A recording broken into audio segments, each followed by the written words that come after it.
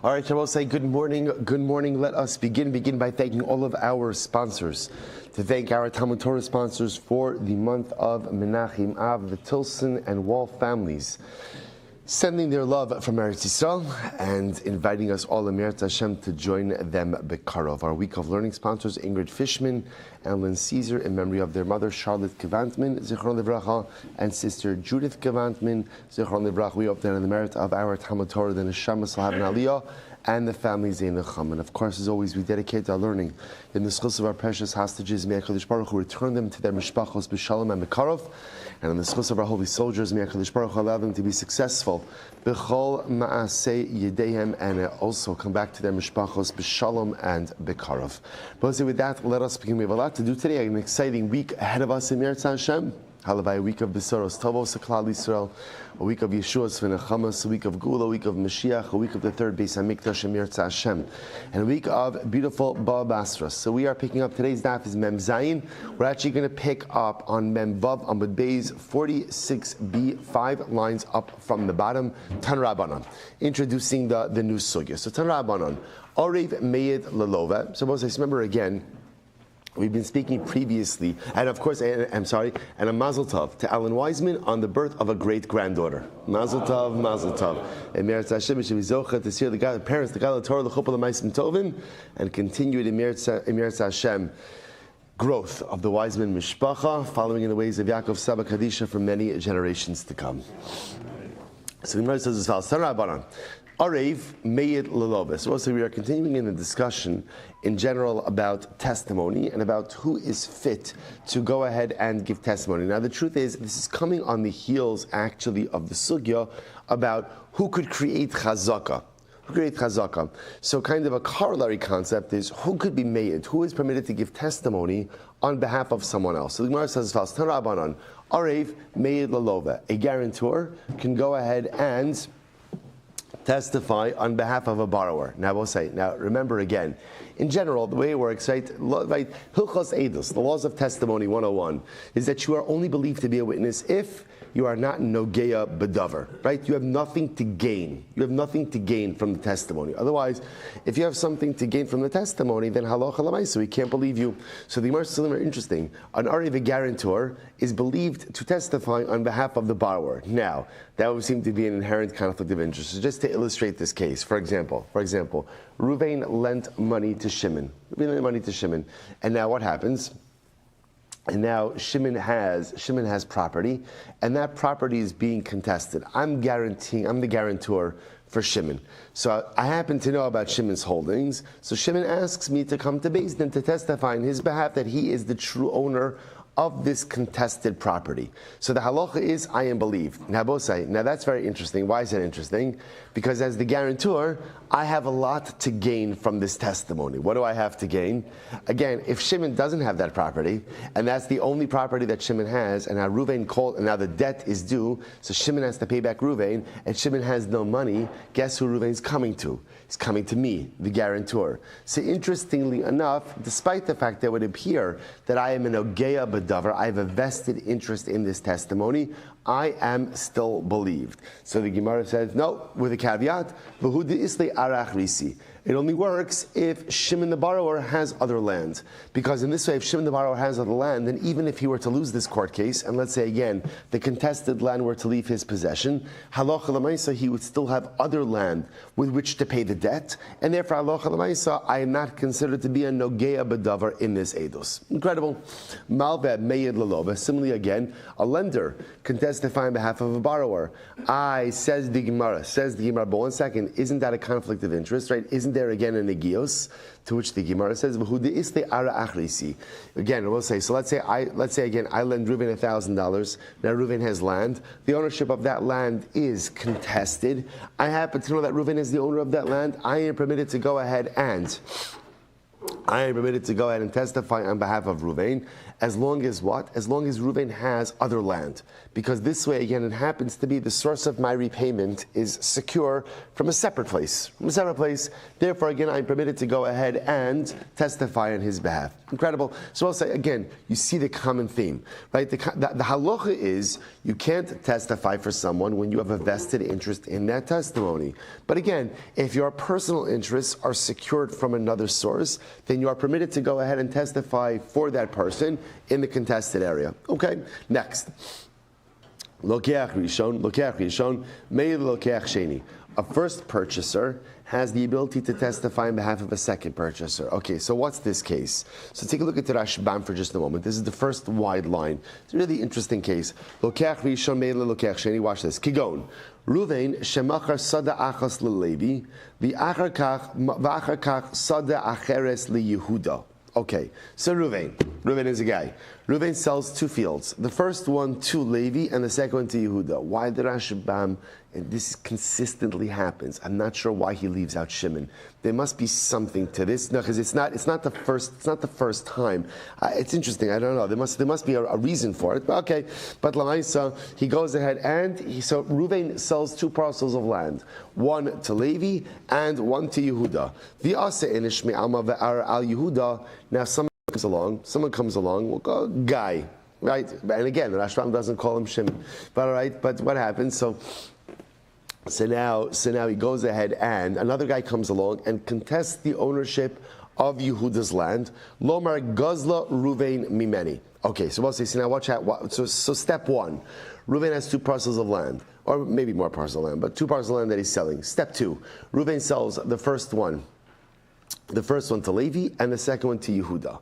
Next, someone contests Yehuda's ownership, saying Yehuda, I'm not saying you didn't buy it from Reuven, but Reuven stole it from me. So therefore, again, the sale that Reuven made to you, Yehuda, is void. I'm taking back my land. Okay, so we'll say, so now what happened? Meyed lo Levi li Yehuda. So now what happens? Yehuda, who's purchaser 2, goes to Levi, purchaser 1, can you testify on my behalf that I am the true owner of the land?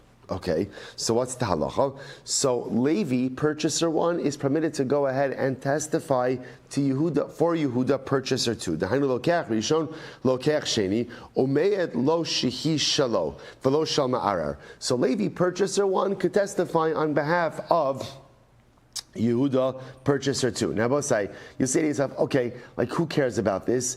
No, this matters a lot. Watch what he writes. V'hu teisei leYehuda od karka acheres shelakach miRuvain sheyuchal balchov the Ruvain lebos chos imera. So we'll say, okay, let me explain this to you. Here's the way. Okay, here's what's at play over here. Reuven is the seller of the properties, right? Now, it is possible that the properties that Reuven sold were encumbered. Now, we'll say the way it works with property is like this. So let's say Reuven owes money to Shimon. Right? Reuven owes money to Shimon. So now Reuven has a $10,000 outstanding debt to Shimon, which means that Reuven's properties are encumbered by the debt. Now Reuven's selling off property. So the way it works, of course, is let's say Reuven sells off property number 1, right? Parcel number 1. And now let's say the debt comes due. Where does Shimon collect his money from? From whatever property that Reuven has in his possession. What if Reuven sold off all of his property? Where does Shimon, the creditor, collect from? And what's the answer? The last sold property, LIFO. Oh no, yeah, LIFO. You last in, first out. Yeah, LIFO. Would that be good? Yeah. Well, it's really lo-fi. It's last out, first in. Right? I've just created a brand new accounting concept, by the way, right? Lo-fi, right? Last out, first in. In other words, supposed to say, so that's the way collections work. So the Maisa, again, now, when creditor comes to Reuven and he says, pay back my debt, Reuven no longer has any property in his possession. Creditor says, no problem, I'm going to claw it back. Who does he claw it back from? The last purchase sold, and you work your way back from there. So he looks at the last parcel sold, we go from there. If that's enough to repay the debt, fine. And then he keeps making his way back. So now watch this. So now, in this case, Reuven, the borrower, sold off 2 parcels of land. Parcel 1 to Levi, parcel 2 to Yehuda. And now what happens? So now Yehuda Yehuda's ownership of the parcel is being contested. So now the Gemara says Levi is permitted to come and testify on behalf of Yehuda that Yehuda's ownership. One second. Levi is an ogea b'davar, right? Levi has a vested interest. What's his vested interest? He wants Yehuda to hold on to that property. Why? Because should Reuven's creditor come after sold properties, he's going to Yehuda first. But if Yehuda loses his property, then who is creditor coming to? He's coming to Levi. So how could Levi testify on behalf of Yehuda when Levi has such a vested interest?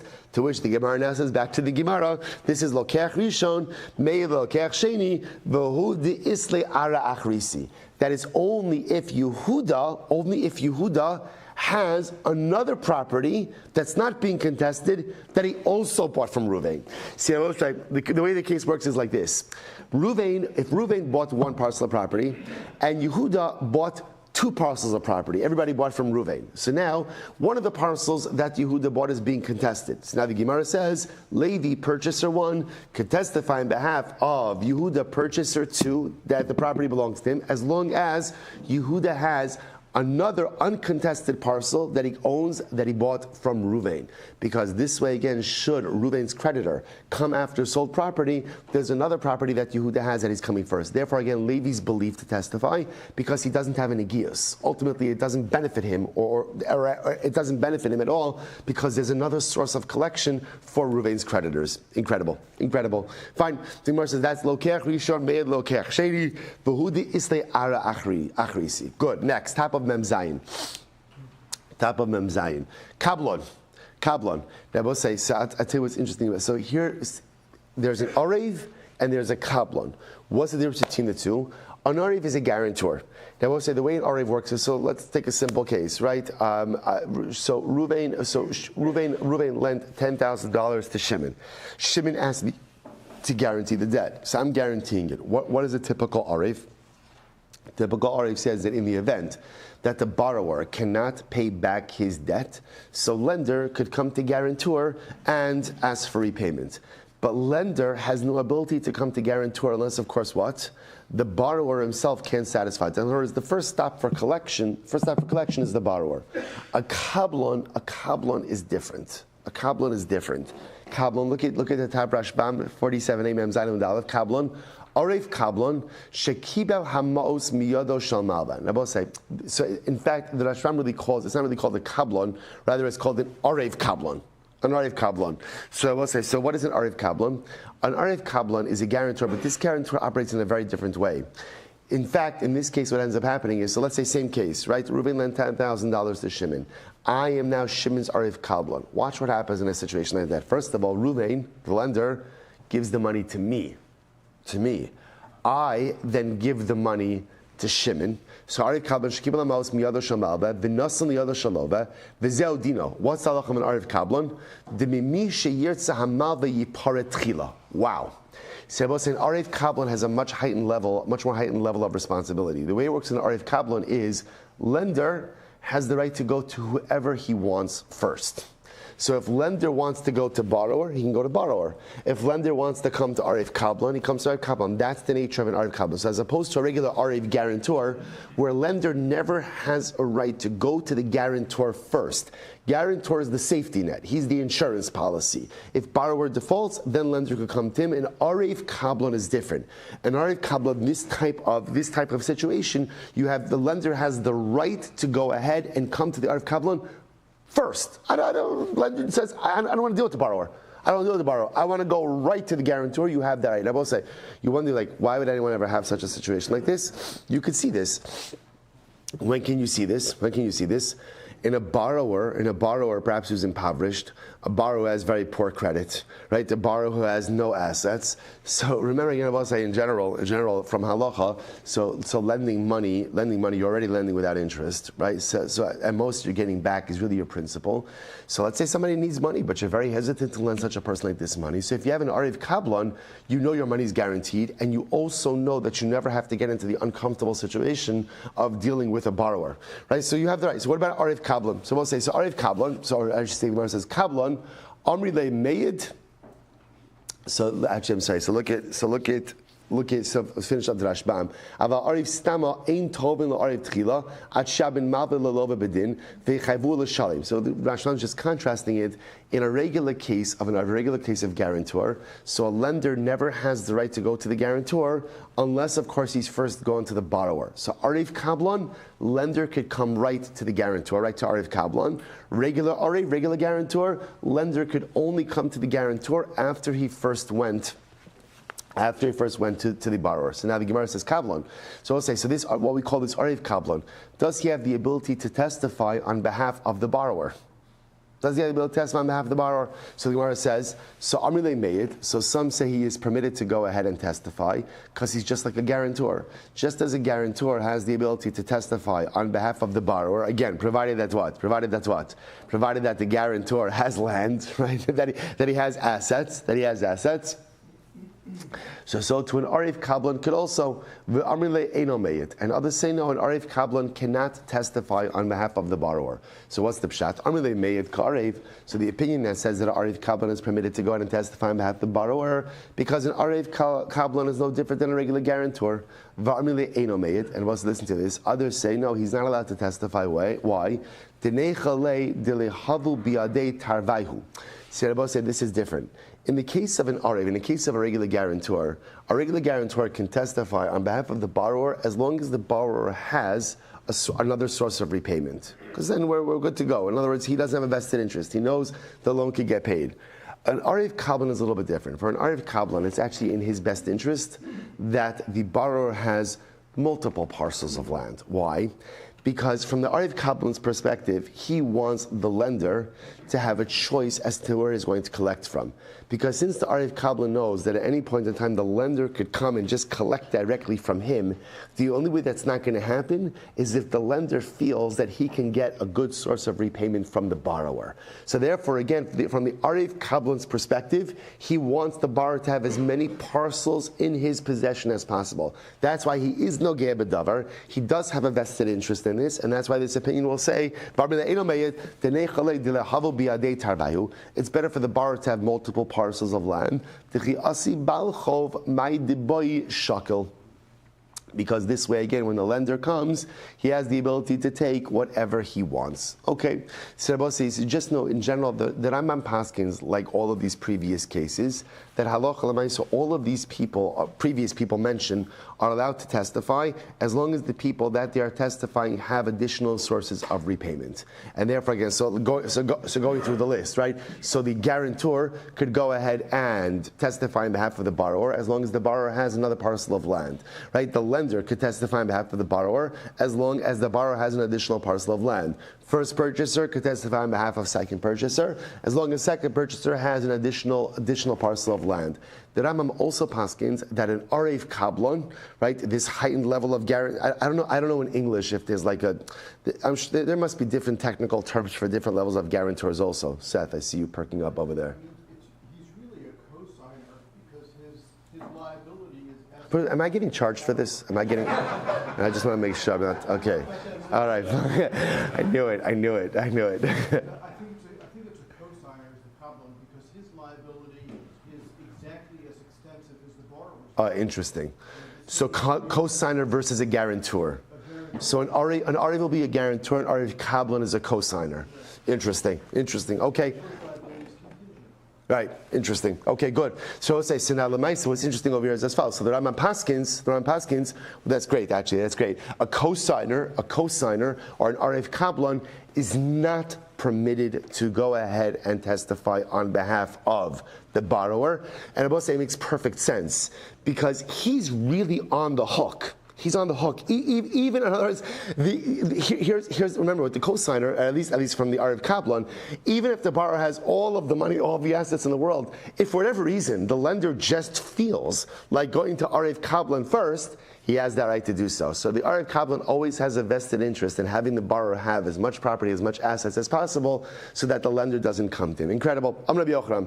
I'll just mention, by the way, how incredible it is that we are learning these Gemaras about a guarantor on Shavuot Shechava on the week of Tisha B'Av. You know, Rashi HaKadosh already comments that when HaKadosh Baruch Hu gives us the Mishkan, right? Why is the Mishkan called the Mishkan? Mishkan, Rashi HaKadosh says, is from Lashon of mashkon, collateral. That HaKadosh Baruch Hu, the way He created this whole system is that He realized Klal Yisrael would sin. Because we're people. So what did the Ribbon Shalom do? He created something, He created a collateral. That in the event, a guarantor, so to speak, that in the event should Klal Yisrael sin, HaKadosh Baruch Hu could take something else away from us. Rather than punishing the Klal, rather than punishing us, the Ribbon Shalom was able to go ahead, so to speak, and vent His fury on eitzim va'avanim, on sticks and stones, on a structure. So Mishkan, from the beginning, Mishkan was always called the Mashkon. Kadosh Baruch Hu gave us this thing to be, it's our guarantor. Kadosh Baruch Hu says, you know what, I get upset at you, I'll never destroy the Klal, but I'll take something else from you. And I will say, this is what's the lashon of the capital? Lam Natseach Mizmor, it's not Lam Natseach, it's Lam Natseach, Bo Goyim Benachal Asecha, Timu Es Heichalecha, Samu Es Yushalayim Le'iyim. The capital that speaks about the destruction of the Beis HaMikdash, and it begins Lam Natseach to the conductor, which is like a song.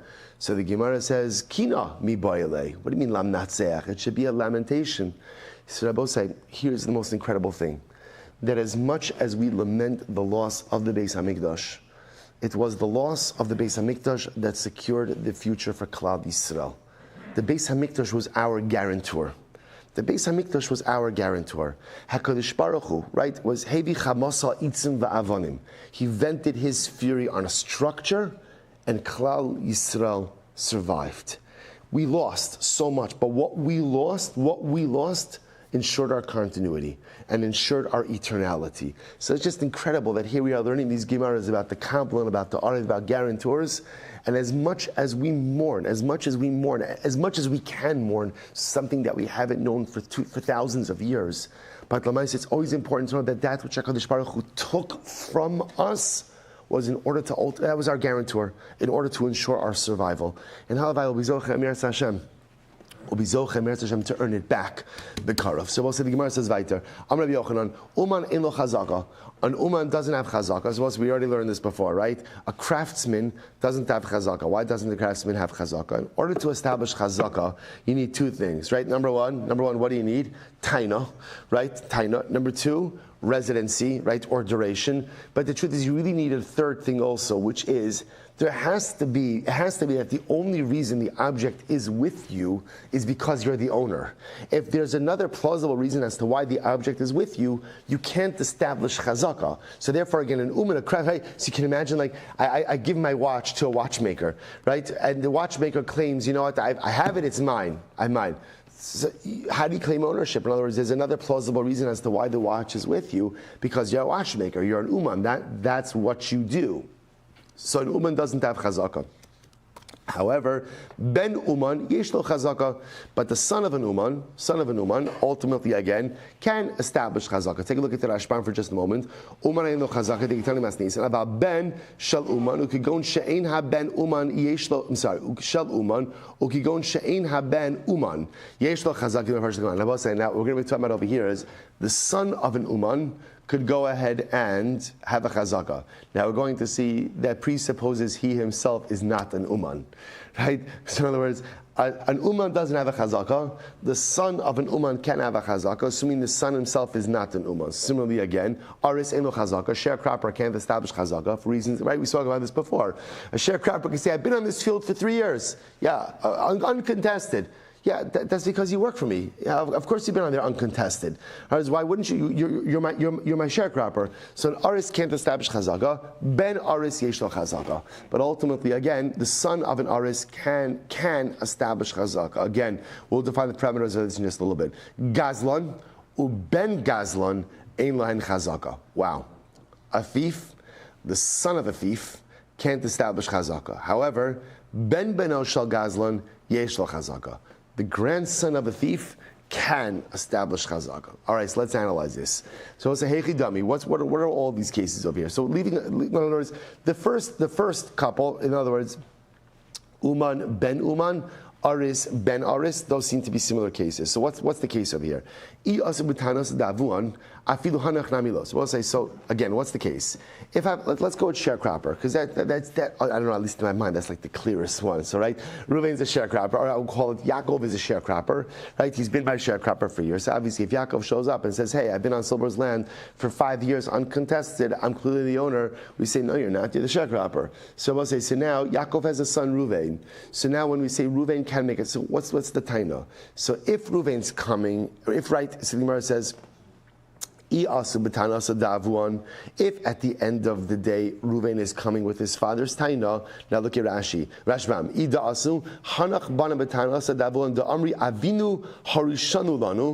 right? So we'll say, so if Yaakov, right, the son of Reuven, the sharecropper, is coming and he's saying, this is my land, my father bequeathed it to me. My father died, it's part of my inheritance. So I suppose that's not going to be a good taina, because then the son is coming with the same taina as the father. That, of course, is not going to work. And furthermore, again, if that is, the Gemara says, so I'll say, so now, if you're going to tell me that ultimately, again, they're coming with the taina of their fathers, I'm sorry, go back to Rashbam for just a moment. If they're coming and they're claiming, our father died, and he left us this land, ben Gazlan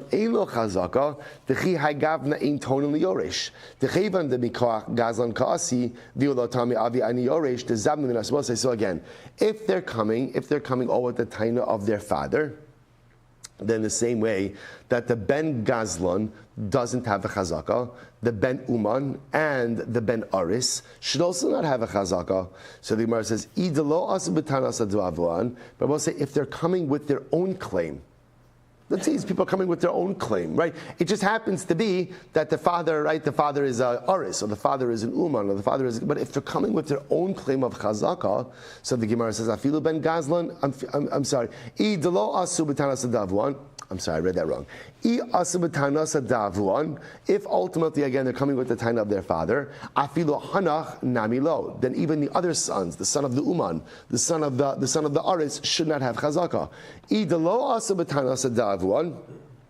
And ultimately, again, if they're not coming with the tainas of their father, afilu ben Gazlan namilo, to which the Gemara says, afilu ben Gazlan nami, sorry. Then even the son of the Gazlan should be able to establish chazak. In other words, both say, what are the sons coming with?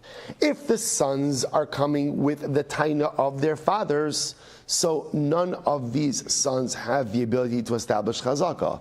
Even the sons, right? Even the sons of the Aris and the son of the Uman.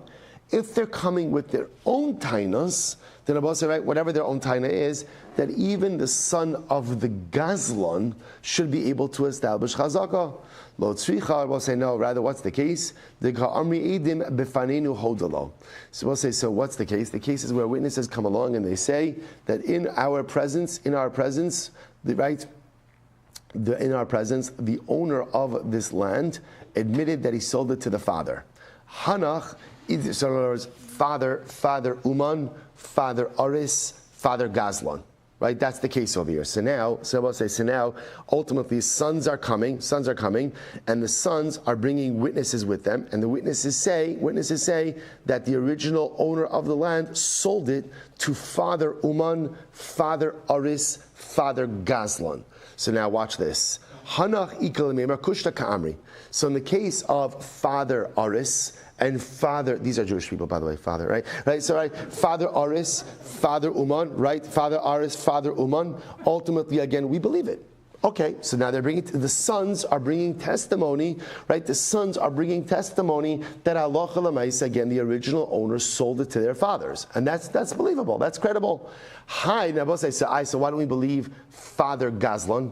Right, so now the son of the thief comes along. He's also bringing eidos. That's what? That the original owner sold the field to his father, the thief. So why not believe that? So we'll say, watch this. Hi, avagav da'odi nami lo mehemen. No, we don't believe the witnesses in this case. Why don't we believe the witnesses in this case? Kidrav Kahana. Now we'll say, we'll see. We believe the witnesses. We don't think the witnesses are lying, but we do not. We don't see this to be actionable testimony. Why? Kidrav Kahana. This is fascinating. Rav Kahana. Ilav de'odile havememati le ulachamre l'shachvar. So Rabbi say the assumption is like this: if you're dealing with a thief, that means you're dealing with someone who is willing to go ahead and go to extremes in order to get what they want. Such a person generally is not a trustworthy individual. And generally, dealing with such a person, you don't really have too many options. So witnesses come along and they say, you know what, the original owner sold it to Father Gazlan. That might be true. Original owner maybe did sell it to Father Gazlan, but he didn't want to sell it to Father Gazlan. He did not want to do that, and therefore, again, in halacha, this would not be considered to be a real sale. So therefore, again, we will not award it to son of the Gazlan. So this is very interesting. So therefore, what comes out of this halacha is as follows. As much as we said that an uman, an aris, and a Gazlan, none of them can establish chazaka, right? Gazlan, it kind of like, of course, a Gazlan doesn't have chazaka, right? But uman and aris, the son of an uman and the son of an aris can establish chazaka. What's that case? They can't be coming with the taina of their father because then there's no chazaka. Rather, the case over here is they're bringing eidos. What's the eidos? That the original owner sold it to their father, Father Uman, Father Aris. Right? Okay, so it's theirs. In the case of a Gazlan, even if the son of a Gazlan, who himself might be a very reputable individual, but he's bringing witnesses that say that the original owner sold it to my father, the Gazlan. The Chiddush of the Gemara is like Rav Kahana, we don't accept that testimony. Again, we're not saying the witnesses are lying. We know, we take the witnesses at their word, that the owner of the property sold it to the Gazlan. We just probably feel it was a coerced sale. And because it was a coerced sale, we're not going to honor that sale, and therefore put that property with the son of the Gazlan. Incredible. So Rav says as follows: Apamim shafilu ben bino shal Gazlan nami elo chazaka. Wow. I will say, it could happen sometimes that even the grandson of a Gazlan doesn't have a chazaka. How so? Heichidami kegon de kaasi b'ta'anasa da abba avdavua, where he's coming with the taina of his grandfather. So the Gemara says, so if he's coming with the taina of his grandfather, then ultimately again he doesn't have a chazaka. I will say, by the way, what a tremendous Musar Haskell. The things we do and the choices we make and the lifestyles we create do not only impact us, but they have a trickle-down effect throughout the generations. You know, it's the same way, you know how every parent has that moment where you realize, oh my gosh, my kids actually know everything that I do, right? And I try to put on such a good facade, right? Or that time that you think you're having a disagreement with your wife and you're not disagreeing in front of the kids, but the kids sense the tension, the kids know what's happening, right? Or children are perceptive, and what I do as a father and what I do as a husband and what I do as a patriarch of a family changes the familial fabric of the family. This is bein l'tov, bein l'ra. And if I do good things, Baruch Hashem, I could uplift my mishpacha for multiple generations. But if chas v'shalom, I do things that are not good, then I could change, unfortunately, again, I can negatively impact the familial fabric. As I look at this lashon of the Gemara, Pamim, shafilu ben beno shal Gazlan ein lo chazaka. And I will say sometimes, even the grandson of a thief, ein lo chazaka, doesn't have any chizuk, doesn't have any strength. Sometimes even the grandson of a Gazlan could be impacted by the negative and deleterious actions of his grandfather.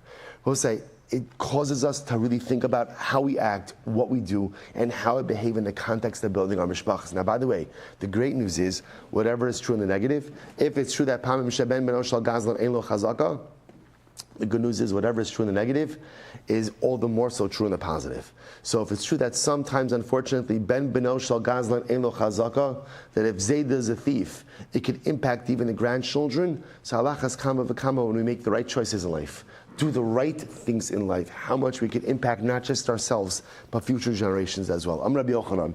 Kigon shows good. So the Gemara says, good. The Gemara says, Heichi Dami Gazlan. What's the case of Gazlan? Rabbi Yochanan, Kigon shohochsak al sada zu begazlanusa. Ultimately, again, where a person went ahead, look at the Rashbam for just a moment. Heichi Dami Gazlan, it's like about 6 lines up from before it gets wide. Heichi Dami Gazlan, the Rashbam says, Oso she'en lo chazaka. What's the example of a Gazlan who doesn't have a chazaka? So the Gemara says, Look at the Rashma. Sada zu ubahu sada hu de'in lo chazaka. Aval b'shar sados yesh lo chazaka. Rabbi say this is incredible. So let's say again, you made a chazaka on a field through stealing it. Now the Rashbam points out over here that just because you stole one field doesn't necessarily impact your ability to make a proper chazaka on other fields. I say speak about this all the time. We all live with inconsistencies. And being deficient in one area does not make me a deficient human being as a whole. We all have areas of weakness. We all have areas of deficiency. I could be bad in certain areas or deficient, but that doesn't prevent me from being great in other areas. So the truth is, on the field that I stole, I can't make a chazaka. But it doesn't prevent me from making a proper chazaka on other fields which I acquire legally. Rav Chisda Kigon, the base ploni shahargin the fashos al iske mammon. So Rav Chisda says it could also apply like a certain family who he remains unnamed. Anshe Risham Hayu Shayim Makir Bahen Rav Chisda Shahargin V'Nafshos Al Iskei Mamon Eilan Chazak B'Shum Karka. Rabbi says it's interesting. So if Chisda comes along and says, like that family who he does not name, probably a good idea, that they kill people when they don't get the business deals that they want. Now, to their credit, they pay. Right? To their credit, they pay. But they don't really leave much of a choice in terms of whether or not you're engaging in the transaction. So Rabbi says, so it's interesting. Rav Chisda is saying is like this: Gezel, theft, doesn't just have to be when you steal something without paying. Coercion is also called theft. Now, the truth is, in halacha we have two different terms for this. There's Gezel and there's chamas. Chamas is when you force people to give you something. I'm willing to pay for it, right? But I'm going to force you to engage in the transaction. So that would also be considered to be a case of gezel for which you cannot establish chazaka. Incredible. Tanabanan. Uman ein lo chazaka. So I'll say ultimately again, an uman doesn't have chazaka. Yarad me'emna. So yesh lo chazaka. If he's no longer an uman, he does have a chazaka. Okay, Rashbam says, right, yarad me'emnu. So b'shuv machzik yesh lo chazaka. Okay, right. So let's say again, so uman, while he's the craftsman, he can't establish chazaka on property that relates to his craft when that property is in his possession. If he retires, then obviously he does have the ability to establish chazaka. Aris ein lo chazaka. Sharecropper can't establish chazaka. Yarad me'erisa. So yesh lo chazaka. If he stops being an aris, he can't establish chazaka. Good. Ben shechal. So let's listen to this. Ben shechalak. V'isha shenis gersha. Harei. Hein kishar kol adam. So we'll say, so listen to this. Ben shechalak. Ben shechalak means a son who is no longer supported by his father. Imagine that, right? So a son who's no longer supported by his father, right? Ben shechalak. So ben shechalak. So let's say, so this is a son who goes out on his own. V'ishto shenis garsha, or a woman who got divorced. So we'll say, what's the halacha? Harei hein kishar kol adam. These are like all other people. In other words, we'll say, so remember, what did we learn before? That in general, a son, we saw this in the Mishnah, a son cannot make a chazaka on the property of his father. And a wife can't make a chazaka on the property of her husband. Now again, why? Because a son on the property of his father and a wife on the property of her husband are just like a sharecropper. Right? Remember again, you can only make a chazaka on property if the only reason you would be there is because you're the owner.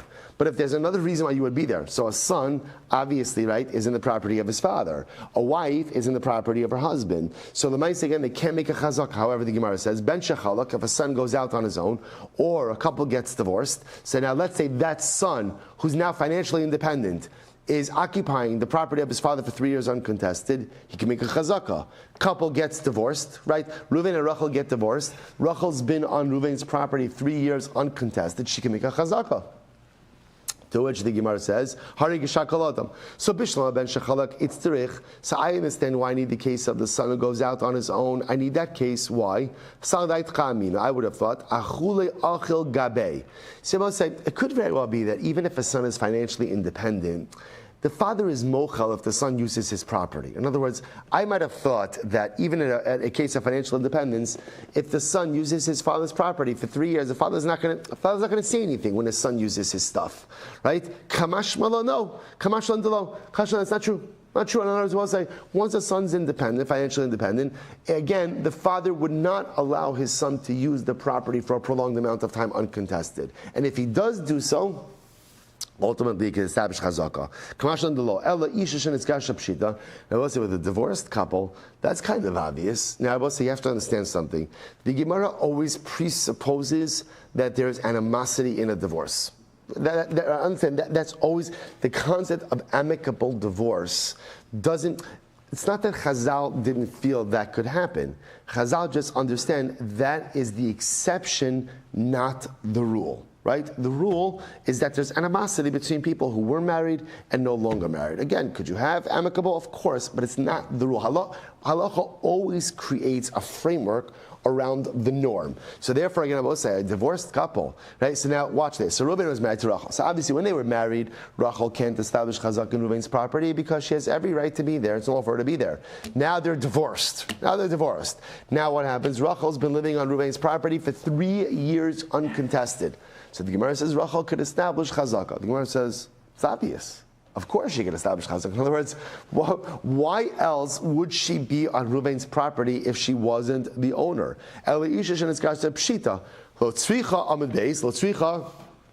This is very interesting. So I will say, what's the case?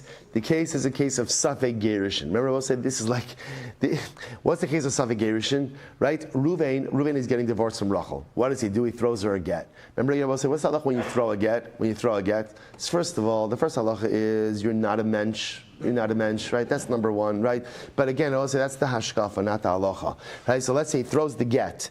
Now, what's the halacha? The Gemara says, right? Karov la migurashes, karov lo ena migurashes. Aye. Right? So if the get lands closer to her, she's divorced. Closer to him, she's not divorced. What about safek karov lo? Safek karov la? We're not sure where the get landed. In other words, we're not sure if the get landed closer to him, closer to her. What's the halacha? Safek migurashes. Now, both say, what do you do in a case of safek migurashes? What do you do? You have to give another get. So we'll say, so now watch this. We're talking about a case over here where Reuven divorced Rachel, he threw her a get. Safek karov lo. Therefore, again, we'll say she's safek migurashes. Now, what's the halacha ultimately when a woman is safek migurashes? The husband is obligated to still support her. Right, that's halacha. In other words, Reuven has a chiyuv of mizonos to Rachel, which makes sense because since they're not, in other words, the obligation for a husband to support his wife only ends with a get. Because again, remember, with a get, what does she get? Ksuva, right? So there always has to be a mechanism of financial support from husband or estate to wife. So when they're married, it's mizonos. When they're not married, it's ksuva. It's ksuva. So therefore, again, until the point that there is a definitive divorce, he has to give him mizonos. So watch this. This is great. So Rabbi Shmuel, Rabbi Yomi bar Abba, Rabbi Shmuel. So let's now watch this. So the Gemara says, any case where ultimately, again, Safek migurashes, husband is obligated to support his wife. So now watch this. So here's the case. Reuven threw a get to Rachel. Safek karov lo. Therefore, Safek migurashes, he has to divorce her again. He hasn't gotten around to it yet. In the meantime, what's happened over here? She's been living on a parcel of his land for 3 years. So now she comes to Beis Din. She says, "I am the owner of this land. I have taina, whatever. He sold it to me. I bought it from him, and I have residency. I have duration. I might have thought, you know what? No. That's not chazak. You know what that is? Reuven's because Reuven has an obligation of mazonos. What's happening over here? He's letting her live on that land in lieu of, not in lieu, but as a form of her mazonos. It's fine. You use the land, and take whatever the produce is, and that's your mazonos. Kamash Malon, the Gemara says, we don't say that. Kamash Malon, that as much as he owes her mazonos, he is not going to go ahead and, if you look at the Rashbam, and look at the first short line, Kamash Malon, the Havye Chazaka, that when she lives on that land uncontested for 3 years and claims ownership, that is a Chazaka, the Chayvan de Hischil Begerishin, since they clearly began the divorce process, V'hu Sonei La, and he hates her. Now again, I will say, this is why I gave the Hakdon before. How do we know? Again, the assumption is that where there is divorce, it is not amicable.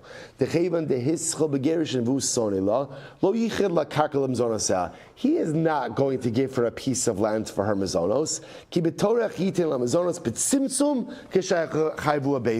So this is very interesting. Rather, what's going to happen? What is he going to give her? He's going to give her mazonos. How much mazonos is he going to give her? How much is he going to give her? Exactly what he is obligated to. And when is he going to give it to her? When he is commanded by Beis Din to do so. He is not going to give it to her, ultimately, again, by giving her a parcel of land. So therefore, it is interesting. So even in this case of Safek Miguresh, so Rabbi saying, they're divorced, but they're not divorced. In other words, there is still some level of marital bond over here. But right, and she's been living on this land for 3 years. Now she comes to Beis Din claiming chazaka that she's the owner. I might have thought that we don't establish chazaka, because since they're not fully divorced, maybe he gave her this land as her mazonos, and therefore again it's not hers. Kamash malon, no. That in this type of acrimonious type of situation, where clearly a divorce proceeding has been initiated, he's not giving her land, and therefore, if she has lived on this land 3 years uncontested, and she comes with taina that she bought it from him, she is established as the owner. She has chazaka. Incredible, incredible. All right, let's go back. The Gemara says, Amr Rav Nachman, Amr Lihuna. So Rav Nachman said, Rav Huna said to me, in all these cases, Kulan Shevir Raya. So in all of these cases, ultimately, again, in all of these cases, when we say that these people own this property, right? All of these cases, the Gemara says, Ben Shechalak Isha Shenis Garsha Uman, right? Uman, who's no longer a retired Uman or retired Aris. All of these cases, when can the people go ahead and establish their chazaka? If they bring a raya. Rashi says, Shtar Mechira or Eidei Mechira. They have a document. They have a document to sell, witnesses of sale. Fine. So the Gemara says, Riyasan Raya Umamidan Sadabiyadan. So I'll say, so ultimately again, right, Riyasan Raya, Miyamedi Sadabiyadan.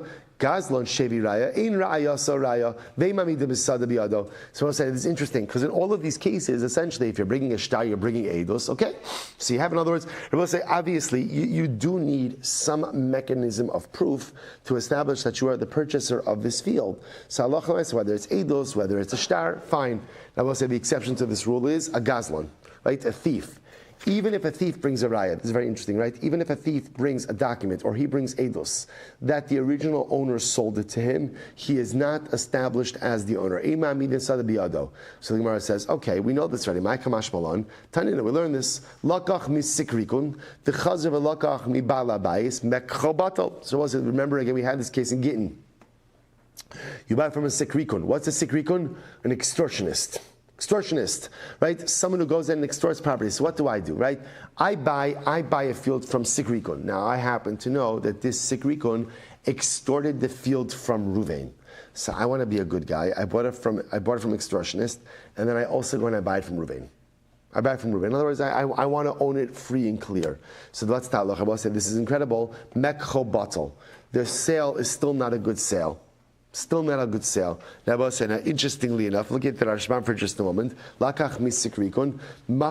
First of the intermediate wide lines. He says, Megazlan, actually, let's finish. No, let's read it here. So, Rashbam, Megazlan Nachri, Horig Nefashos, Al Iskemam. And I will say, by the way, a Sikrikun is not just an extortionist. A Sikrikun is a violent extortionist. In other words, if you don't give it, look, there are different levels of extortionists. So I'll say it's important. If you're going to get into this, you have to choose a niche, right? So there are regular extortionists and there are violent extortionists. What happens with violent extortionists? If you don't give them what you want, they will kill you. They will kill you. So that's the secret that we're dealing with over here. Shomerlo sakarkazu benichani umatana usilimar says umatana zulo havi matana da filamandar. So I'll say, so obviously what ends up happening over here. So the violent extortionist comes to Ruvain and he says to Ruvain, give me the field. Give me the field. Right? Now the violent extortionist goes ahead and says, but don't worry, I'm going to pay you for it. Right? To which Ruvain says, no, you know what? We're so close. Why don't you just take it as a gift? Right? So obviously I will say such a transaction is not going to work because it's clearly made under duress. Now the chap is, even if I go back, so now so obviously if I purchase it from the extortionist, ultimately again, I'm still not the owner. So I have a great chap. I'm going to go back to Ruvain and buy it from Ruvain as well. The Gemara says it's still not mine. Why is it not? I will say skip to the last 4 lines of that same Rashbam. It's the last of the intermediate 4 lines from before it gets totally wide. Afilu hachi lo kana lokeach. The machmas pacha the sikrikon hiknu lo lokeach. The chevan dein rayas lokeach migazlan raya afilu ki hader v'zalim balabayis kol shekain. The kol shekain dein rayas agazlan atzmo raya. So this is incredible. What the Gemara is saying is like this: when I buy from the extortionist, even if I go back and then purchase it from Ruvain, it's still not a good sale. Why not? Ruvain is afraid. Ruvain is afraid, right? That's Lashon Rashbam. Afilu hachi lo kana lokeach demachmas pachad desikrikon hikno lo lokeach. Ruvain feels, right, at this point, Ruvain is scared of the extortionist. So what is Ruvain going to do? Say, Silber, no, I'm not selling. Give back my land. Give back my land. If Ruvain demands his land back, what is he afraid of? What is he afraid of? That the extortionist is going to get wind of this. The extortionist is going to come back after him. So Ruvain is paralyzed and therefore, again, feels compelled to now sell to me as well. So even though I'm trying to do the right thing, I purchased it from the extortionist and I'm purchasing it again, ultimately, again, from Ruvain. Still, my title is not a true title because Ruvain still feels compelled to sell it to me under duress. La fuki mid Rav. Now I will say this excludes the position of Rav. What does Rav say? The Amar Rav lo shon ela the Amar le chazek vikani. So I will say even Rav holds that when do we say that ultimately if I purchase it from Ruvain that it's not a good sale? That's if Ruvain says, sure, go ahead and acquire it. However, aval b'shtar kana. But if Ruvain takes the time to write up a shtar, then that shows that Ruvain is committing to this wholeheartedly. It's very interesting. The Gemara says, Kamash Shmuel Kiddush Shmuel. Therefore, we'll say, Kamash Shmuel, we pass not like Rabbi, we pass like Shmuel. The Amar Af Bishtar Nami Lokana. Ad sheyichtov achrayis nechasim. Okay, so now listen to this. So now here we go. So I'll say let's just plot this whole thing. So right, this Ruvain owns a piece of land. He's minding his own business. Sikrikun comes to Ruvain, extorts the property from Ruvain. Ruvain, quote unquote, gives it to Sikrikun. Obviously under duress, not a true transaction. I buy it from Sikrikun. I buy it from Sikrikun. I know how Sikrikun got the property. I go to Ruvain. I say, Ruvain, you know what? I want to buy it from you also. I want to own this. Ruvain sells it to me. So I both say the way we are paskening is like Shmuel, that halacha l'maisi, even if Ruvain sells it to me, we don't view this as legitimate sale because we still feel that Ruvain is doing this under duress. Even if Ruvain writes it up in a shtar, we still feel that Ruvain is doing it under duress. But can't there be a point where Ruvain does it legitimately, or where we know that? Yes. How? We'll say how. If Ruvain writes achrayis nechasim, watch this. In other words, if Ruvain says, "Fine, you know what? Yeah, I'll sell it to you. Let's write this up in a document," and Ruvain guarantees the sale. So if Ruvain goes so far to guarantee the sale, that is indicative that what? He's selling this belief shalom with a complete heart, and therefore again that is a bona fide sale. Isn't that fascinating? So in other words, if you just stam purchase it from Ruvain after Sikrikun, it's not good. Even if Ruvain writes a shtar, but if Ruvain writes achrayis in the shtar, again he doesn't have to do that unless of course this is a complete sale. The fact that he does that indicates that he's doing this belief shalom, and therefore again the sale stands. Incredible. Rabbi Misayim ba Mishmei de Rav Nachman. Rabbi says ultimately again, he understands this, right? He's Misayim, he closes out this ruling in the name of Rav Nachman. So he says as follows. Karka einlo. Ultimately, again, the original owner doesn't have karka. However, again, aval ma'os yeshlo. But he will have a claim ultimately again to money. What does this mean? Look at Rashbam. Karka einlo legazlon. Kimo shamarno ein ma'amid in sadabiyado. So this is very interesting. In the case of the gazlon, right? In the case of the thief, so obviously he's not going to have title to the karka. But what can he get back? He can get back his money. He can get back his money. So the Gemara says, right, Karka imla about ma'os yeshlo. If you look at the Rashbam, it's about 5 lines in where it gets right about ma'os. Shenasan lo hagazlon lenigzal b'demei karkazu yeshlo. Sheachzireim lo hanigzal v'lo kansinale legazlon la'abid ma'osav. So Abba said this is very interesting. So Allah Chalamai says, much as the gazlon can't go ahead and get title, right? He can't make a chazaka. So we're not going to give him a chazaka. But if the gazlon did pay for the field, so in other words, he's not as much a gazlon as much as he is a chamson, right? Ultimately, again, so ultimately, again, even though he's not going to get title, we'll give him back his money. we'll give him back his money. When is that so? That's where there's witnesses that say that the Gazlan paid for the field. Watch this. If all there is eidos that the quote unquote seller / victim, right, says, oh yes, of course, the Gazlan paid me for it, that is not enough to make the victim / seller / victim refund any money. Why? Because